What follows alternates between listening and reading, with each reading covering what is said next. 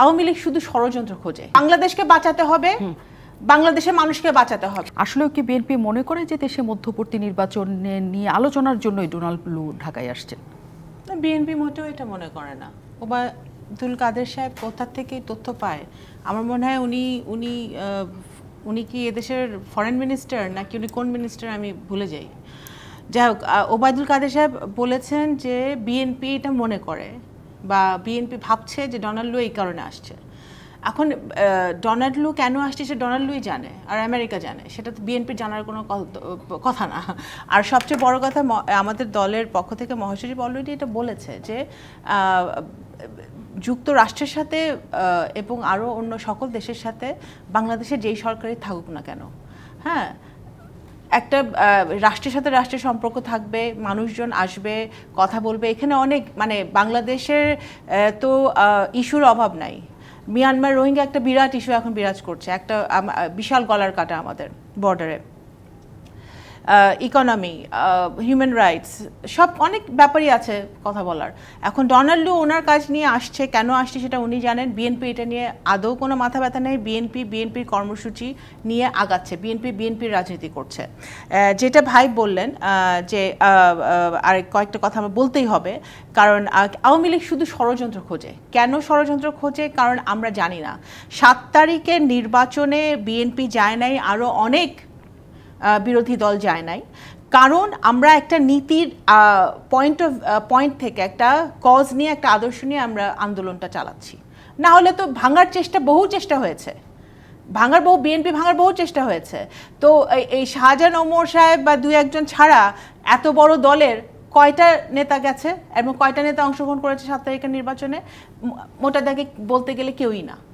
হ্যাঁ, তো এখন আমাদের সফলতা হচ্ছে যে 7 তারিখে বিএনপির আন্দোলন যে চালিয়ে যাচ্ছে সেই আন্দোলনের এখনকার আন্দোলনটা আপনাদের কি? এখনকার আন্দোলনটা কি হিসেবে চলছে?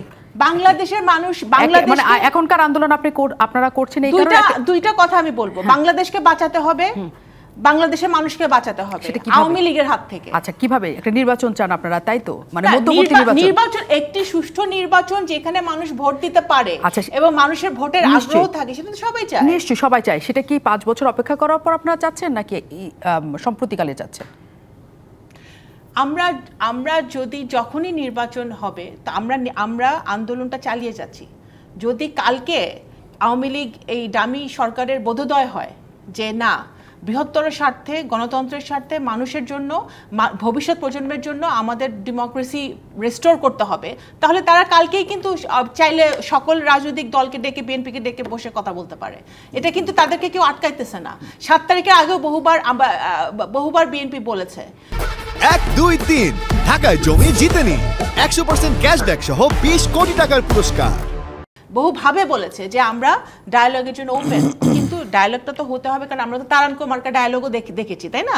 ডায়ালগ হতে হবে, একটা এজেন্ডা নিয়ে, একটা সুনির্দিষ্ট টার্গেট নিয়ে ডায়ালগ হতে হবে। সেই ডায়ালগের জন্য বিএনপি অলওয়েজ রেডি ছিল। পরবর্তী নির্বাচন আসলে নির্ভর করছে সরকারের উপর, আপনাদের উপর না। আপনারা আন্দোলন করে এই মধ্যবর্তী একটা নির্বাচন চান বা অন্য কোনো নেগোসিয়েশনের মাধ্যমে মধ্যবর্তী নির্বাচন চান, এরকম কোনো পরিকল্পনা আপনাদের? নেগোসিয়েশন তো আওয়ামী লীগ করে। নেগোসিয়েশন জাতীয় পার্টির সাথে সিট ভাগাভাগি হয়, এর সাথে সিট ভাগাভাগি হয়, শাহজাহান ওমরকে রাতারাতি নিয়ে এমপি বানায় দেয়, ইব্রাহিম সাহেবের নিয়ে এমপি বানায় দেয়। নেগোসিয়েশন করে তারা। বিএনপি বোঝে গণতন্ত্র, বিএনপি বোঝে ইলেকশন, যে ইলেকশনে মানুষ ভোট দিয়ে।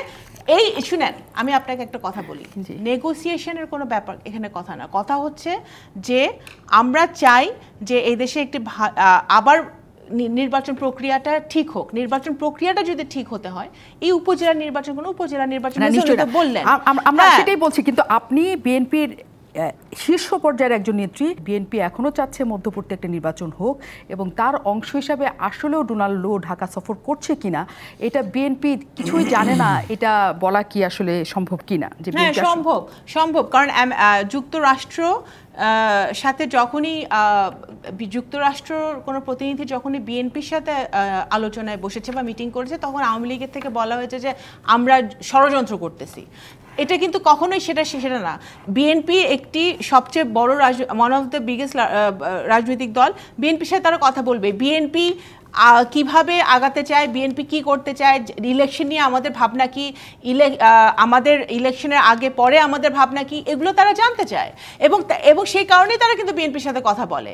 এবং ভবিষ্যতে যখন আওয়ামী লীগ তো মনে করতেছে তারা সারা জীবন, যে পারসেপশন সারা জীবন থাকবে, আমৃত্যু থাকবে তারা ক্ষমতায়, কিন্তু যখন তারা থাকবে না তখন তাদের এই দুর্নীতিগুলো বের হবে এবং যখন বিএনপি সরকার গঠন করবে তখন বিএনপি এই অনিয়মগুলো কিভাবে শুধরিয়ে একটি নতুন বাংলাদেশ গড়বে সেটাও বিদেশিরা জানতে চায়, সকল স্টেক হোল্ডাররা জানতে চায় এবং এই জন্য তারা আমাদের সাথে কথা বলে, আর কোনো কারণে না।